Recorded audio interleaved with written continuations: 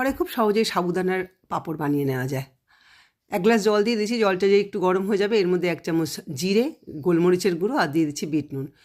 এরপর আমি এর মধ্যে 4 থেকে 5 ঘন্টা ভিজিয়ে রাখা সাবু দিয়ে দিলাম। সাবুটা দেওয়ার পরে বেশ খানিকটা সময় মিডিয়াম টু হাই ফ্লেমে এটাকে জাল করে নিতে হবে। যখন দেখবো অনেকটা থকথকে টাইপের হয়ে এসছে তখন আমরা গরম অবস্থাতেই থালার উপরে তেল মাখিয়ে নিয়ে এইভাবে 1 চামচ করে দিয়ে দিচ্ছি।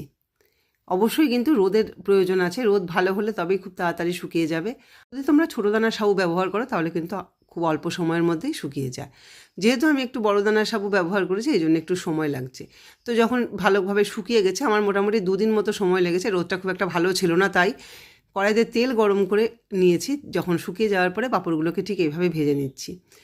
খেতে কিন্তু দুর্দান্ত হয়েছিল, আর কতটা মুচমুচে হয়েছিল তোমরা অবশ্যই বুঝতে পারছো।